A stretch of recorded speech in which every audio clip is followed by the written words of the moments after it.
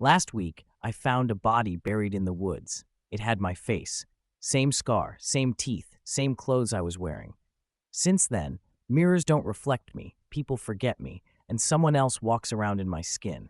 He's better at being me than I ever was. But every night I hear him whisper from the trees, one of us must rot, and I'm starting to think, it's already me. Final shot, a decayed hand dragging itself from a shallow grave. Text flashes. I found my own body buried in the woods. Watch before he replaces you too. The smell beneath the soil. It started with a stench, metallic, wet, and rotting. The woods near my house were always quiet, but not that day. Something called me deeper, past where light dared reach. I tripped over something buried shallow under pine needles. Fingers. Pale, decayed, human.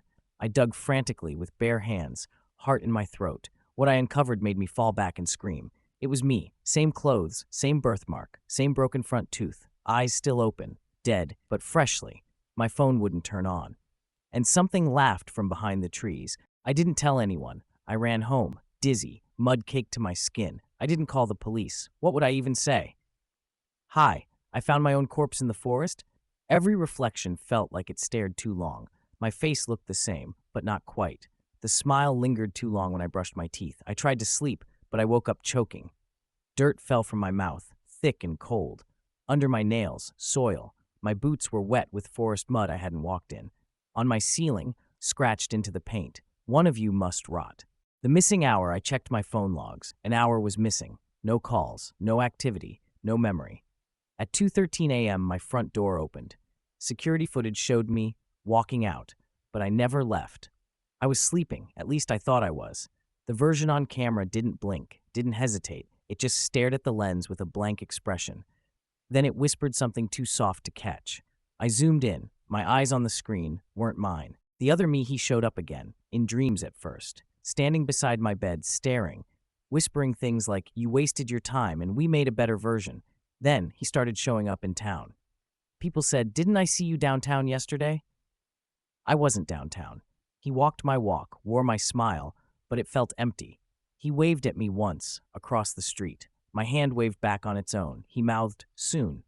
My nose started bleeding, and my reflection grinned. Digging deeper, I returned to the woods, driven by obsession. The body was still there, but different. Its face was bloated now, mouth filled with worms, but it still smiled. Something was growing beneath the body, roots or veins. They pulsed when I touched them. I followed them through the soil. They led to a tree with hollow bark. Inside, my watch, still ticking. And a note, "Thank you for the skin." The tree began to bleed. My friends forget me. My best friend Jason ignored me on the street. When I stopped him, he backed away in fear. He said, "You already came by. You screamed at me." I hadn't. He showed me a video on his phone. It was me, laughing, smashing mirrors. "Don't look at him," I screamed in the video. Jason blocked my number. Even my mother said I sounded off on the phone. She texted, "Why did you ask for my maiden name last night?" I didn't. He did. The hollow reflection, I smashed every mirror in my house, but they kept reflecting something else. Not the room, not me, only the woods. Every time I blinked, the forest crept closer in the glass. In one mirror, my dead self sat upright, mouth open, jaw stretching wide. Something long and black crawled out. It turned toward me. A voice in my head, "You left the door open." I hadn't locked the closet. The split, "He wears my body better than I do." At work, they gave him a promotion. At the bar, he flirts like I never could, but no one notices the black under his nails or how he never eats. I saw him again, kissing my ex. She looked in love. Then she looked at me. Her smile faded. She whispered, "Why are there two of you?" He looked at me and smiled. "Soon, there won't be." Death certificate. I tried reporting it. They checked my ID and said I was already dead. My name was marked deceased 2 days ago. Cause of death, exposure and suffocation. Location, the exact coordinates of the woods. They called security. I ran. Back home, all my documents were missing. My room was empty. My email inbox said, "Account does not exist." Even my reflection said, "You don't belong here anymore." The forest moves.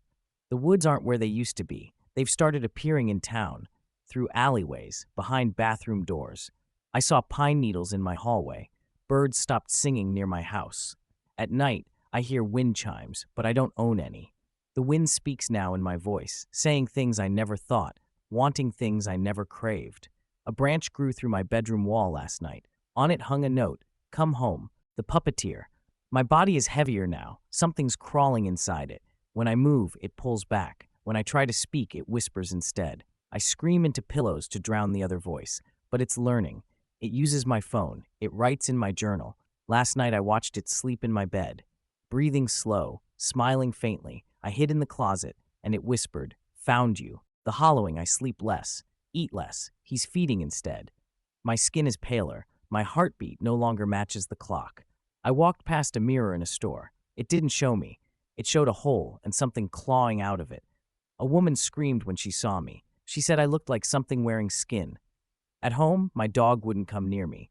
He whimpered and hid.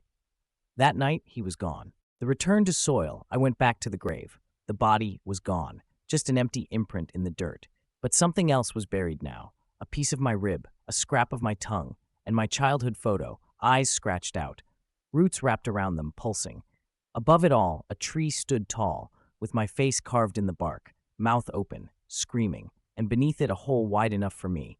He stood beside it and said, "One of us must return." The rotting self, I feel the rot inside. My skin flakes, my eyes stay open too long, my voice cracks on its own. He speaks more often now, in my voice. He tells strangers I'm the copy, that I crawled out from under him, full of envy.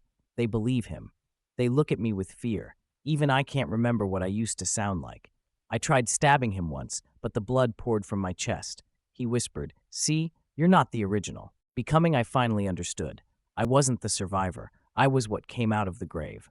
The woods didn't bury me. They birthed me. He was the original, and I was the shadow, a thing shaped like memory. I walked back into the forest tonight. The trees welcomed me with open roots. I laid in the grave. It fit perfectly, so warm, so silent. He stood over me and whispered, "Sleep. I'll take it from here."